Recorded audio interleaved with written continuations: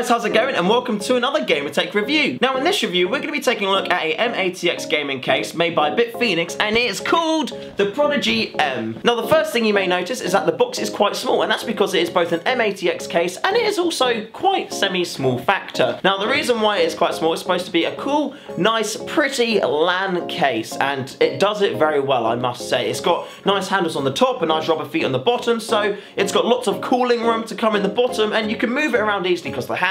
I want to say a big thank you to Bitfenix and Overclockers UK for sending me through this sample. Thank you guys very much. And they also sent me an array of side panels and a couple of spare front panels as well. Now in this case, I will be building a full system, so I am looking forward to seeing how it will all fit in here. I've got a decent mid-range graphics card, a nice CPU in there, also an all-in-one loop as well, which I'm quite curious to see how that is going to work when calling the CPU. Now I have already actually done a full unboxing video for that case, of which you can find that link right here in between my hands. So if you want to go and check that out, then feel free. It is quite a cool video if I do say so myself. I will be doing a quick run through in this video though of like the kind of box and what you get inside the box, but it is going to be very brief. If you want a more in-depth one though, just follow that link. It's also down in the description below. So without further ado, let's get on with this review.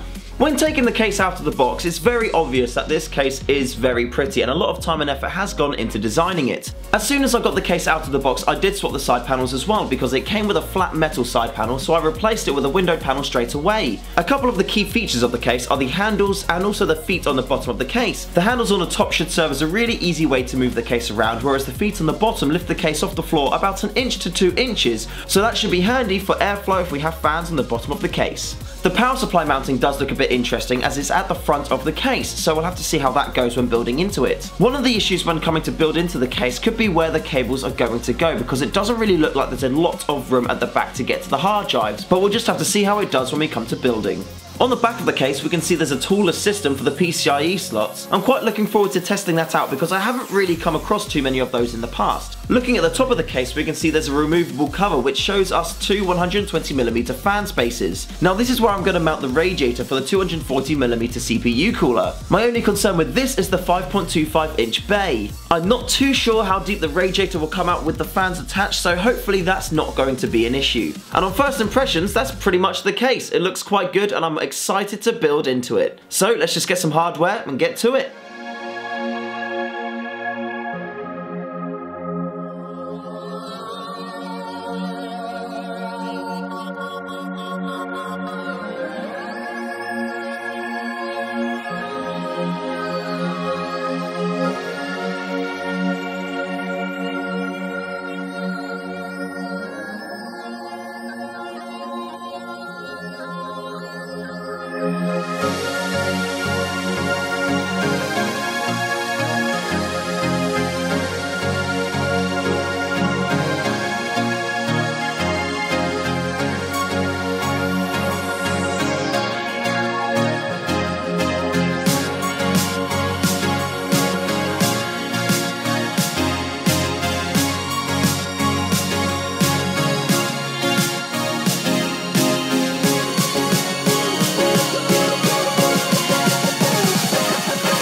So how was fitting the entire PC into this case? To be fair, it went quite quickly and quite smoothly. There were a few little issues and bugs I had along the way, but you kind of find that with most cases because every single case is different. The PC originally came with a full metal side panel. However, I did request to have a windowed side panel come with it. Now the problem with that is because this windowed side panel can only go on this side, the other side panel which was original on this side had to go onto the other one. Now the issue with this is on the other panel you've got the power button and the reset button, and by swapping this panel onto the other side, it then meant that these buttons became upside down. However, this was really easy to swap over. All you had to do was take the panel off, undo a little bit of the housing, and then flip the buttons over. So it was completed in about 5 minutes. After getting the side panel sorted out in the case, I then proceeded to installing the motherboard, which went in without any problems. However, I did install a couple of extra mounts onto the motherboard, which they included in the box. Now the reason why they don't install all the mounts already is because some motherboards won't require them, so there's no point in them using up more than they need to. After getting the motherboard installed, I then looked at fitting the radiator for the CPU cooler. Now this is a 240mm radiator kit. It came with two 120mm fans already on there, so I bolted them all together outside of the case and then went to put it inside. Now with this case, because it is quite small, fitting it in was quite tight, but it did just about managed to fit very snugly. Now in the case there is one 5.25 bay which you usually use for optical drives, but with this case luckily they haven't made the hole bay a metal shelf, only the front section of it. And when I fit the radiator, it was so snug in there that when I put it in, the bottom of the 5.25 bay was pushed against the bolts holding the fans onto the rad. So when I let go of it, there was enough tension there to hold the radiator in place without any screws at all. Now I did bolt the radiator in, I didn't just leave it there pushed up against it, but that just goes to show you how much space you've really got to play with. This was a thin radiator with only standard 120mm fans, and it still had that amount of tension on it. So it's definitely something to bear in mind if you are looking to use a radiator system like this in a build that you're doing with this case. The other part of the CPU cooler, of course, is the block that connects to the CPU. Now again, fitting this, I didn't have any problems at all. The reason being is on the back of the motherboard tray, the hole cut out for the CPU is plenty big enough to get full access to attaching all the extra things that I need to the motherboard, so that was great. After getting those bits fully installed, I then looked at getting the graphics card in. The main issue with the graphics card though is the tallest PCIe system that this case uses. It's quite a cool little thing where you unscrew it and then you lift it up and then all the PCI slots become free, but the only problem with that is all of the PCI slots come free. So with this build, I was only using 2 out of the full 5 PCIe slots available. Now when I lifted up the tallest system, all 5 of the little cover things, they just fell out of place. 2 of them I removed, I put the card in, and then I had to jiggle with the other 3 to try to get them in line and then put the tallest system down. It took a couple of minutes to play about with it to get it kind of in place and sorted out, and to be fair, it does work quite well, but I don't know, it'd be nicer if they made a system where the ones that you weren't using, that they've just still got like the grill covering them, if they were under some more tension so they wouldn't just fall out of place and flap around, because it did get a little bit annoying. Also with the graphics card, there wasn't any type of support options available for the case that I came across. I ended up having to cable tie part of the card to the 5.25-inch bay to eliminate that card sag. For a lot of cards this won't be an issue, but for the majority of cards out there this is going to be an issue, especially if you're building a gaming PC into this case. Either you need to get like a stick or something to put at the bottom of the case up to support it. However, if you're having fans in the bottom of the case, that's not going to be an option. Or you need to make a system which allows you to kind of hang it from the top of the case. Another thing I found after I fitted the graphics card was trying to route the tubes from the radiator to the CPU. One of them wasn't too bad because it was quite near the edge, so it kind of bumped over and then went down. The other one, which was quite deep, that kind of came out into a tight 90-degree angle next to the card, ran up the side of it and then went over. So again, I think this is going to be fine because the tubes on the CPU cooler, they're really bulky and they anti-kink and they're all this extra stuff. But yeah, it was just a bit of a pain trying to work that around and get that sorted out next to the card. In regards to getting the PSU mounted, I thought it was a really cool system, the fact that you screw this kind of cage onto the power supply and then you put it in the case with a handy toolless system. This is quite cool. Also, in order to get the power cable easily attached, there's this length of cable inside the case which you then connect into your PSU, and then it's sort of connected to the back of the case which the power supply then goes into. And I think that's a really cool system. Like, it's nice that it does it that way. The only thing I'm not a fan of is the actual position of the power supply in the case. Because it's up against the front, usually I'd like the front to be an intake for a fan to get nice fresh air into the case, but in this case the only intake there is now going into the power supply and then straight out the bottom, so I had to decide on a different way to get air into the case. So I opted for was putting a fan on the bottom of the case and sucking air up and then pushing it through the top. Now I'm hoping this will be the best option, and the reason why it works really well in this case is because of the feet. It raises a good 1.5 to 2 inches off the floor, so there's plenty of room underneath for the air to kind of gather and then get sucked into the case. Along with having the feet on the bottom, which are very handy, the case also mirrors this design and has handles on the top too, which you can see here. Now this is so handy when it comes to moving the case around, like if you're going to be going to LAN or you're just generally moving it around in your house to take pictures of it and videos of it. It makes it so easy because you can just literally grab it and move it, whereas with a regular case you've got to, you know, try to juggle it around, hold it at the bottom, at the front, at the back, at the top, or something like that. So the fact it had these handles was very handy. Now the biggest problem I had with this case was routing cables to the back panel so we could plug in the hard drive. Now the way this case arrives to is it has this structure support which goes in there, but having it there you can't see anything inside the case, and also this is designed for both SSD size hard drives, so 2.5 inch, and also full 3.5 inch hard drive, so if you want something larger in there. But what it also has is on this back panel here you can mount 2.5 inch SSDs, and there's 2 slots available. The only problem with this is trying to route cables to it is very hard, and it really seems like Bitfenix considered this as more of an afterthought rather than working it into the case design. Now the way to do this is to remove the back panel, but because you've already got the front panel cables attached to it, you don't have a huge amount of playroom depending on where you've routed them. You then need to get your hard drive cable and your power cable out of this like side hole and then loop it over the top of the motherboard tray and then plug everything in and hope that when you put the back case on,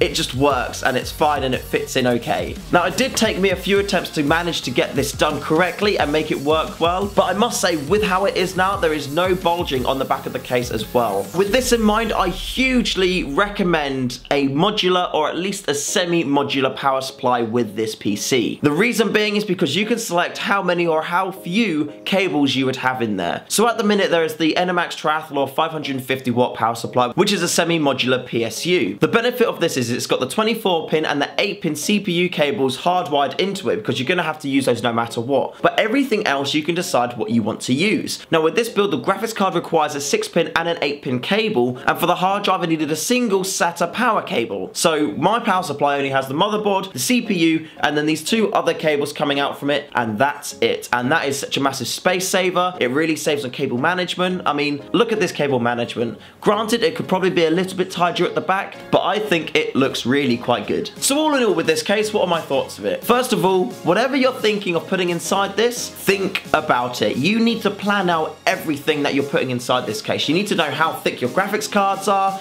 You need to know if you've got a radiator, how thick that's going to be and where you can put it. You know, you've got all this extra stuff which you need to think about. Cable management is something which you need to think about as well, but it's not something you can overly plan without actually having the case and all the cables in front of you. When everything's kind of spaghetti junction, you can then figure out, well, that can go there and that can go there. So try not to worry about that, but please, please, please do factor in either having a modular or a semi-modular power supply, because it will save you so much time and aggro and space, and it will just look so much better. I'm really not a fan of the power supply position on this case. Like I said before, I'd want to use the front just to suck in all of the air and have much better airflow in the case, but you can't do that because of the power supply. So instead of putting the fan at the front, I opted to put mine on the bottom, and it's just a 120mm fan because that came included with the case. You can, however, fit a 200mm fan on the bottom of the case too. So if you did want loads of air being sucked up from the bottom, then that is an upgrade which you can do yourself. And the only other main gripe I've had, like I said before, was getting the cables to the hard drive. It was a pain getting everything through to it, and it did take longer than I thought it would, because it just doesn't feel like it's been designed to work this way round. And it's such a shame, because if the Windows side panel is going on this side, you would have thought they would have taken that into account of swapping the sides over. So yeah, that was the only other letdown really I found with this case. But apart from those, I mean, look at it. It is a very, very pretty case. It looks great. It'll be perfect for LAN. Moving it around will be easy. You won't even need to have a trolley. You can just hold the handles, have everything else in your backpack, and you're done. Mirroring the handles, the feet are absolutely great. Because it lifts it off the floor, you get so much more room for decent airflow coming in to cool the case. It looks awesome. Like, this is the famous Bitfenix Prodigy case, but M. And I'm actually quite sad that I'm not going to be able to keep this one. This is a full build that I've done for a friend, so you are very lucky. I'm a little bit jealous, but I have got my pretty PC back there too, so I'm not allowed to be overly jealous, but still, I mean, I could be a little bit jealous. Now, if you are looking to buy this case, at this time at Overclockers, it's £65. But that doesn't include a windowed side panel. All of the other side panels are roughly priced around £10, so you make sure that you do order the side panels appropriate to your case as well. When doing this review, however, I did find that regular Prodigy panels do fit the Prodigy M. However, the windowed side panels are a slightly different shape, and if you have it on this side, the window will only be about that big here. So all of the important bits, like the graphics card and that, you won't be able to see with that side panel, so definitely get the Prodigy M windowed side panel if you do get it for this case. And that's it for me. I think this case is awesome. It's pretty, it's functional, everything's in there, everything's tidy. I love it. I think it's really, really cool, really nice piece of work, and it's also a piece of art, I find too. Once again, I want to say a big thank you to both Bitfenix and Overclockers for sending me the case through. Thank you guys very much. It's been an absolute pleasure to work on this case, building inside it, absolutely everything. So yeah, thank you very much. Now, if you guys didn't know, I do quite a bit of streaming on Twitch now, so the Twitch link for me is just below. I stream games when I'm building PCs like this, when I'm recording reviews, loads and loads of different things. So yeah, make sure you check that out and follow me there. If you haven't subscribed to me on YouTube already, then make sure you do subscribe, and I'll see you in the next one. Stay fresh, guys.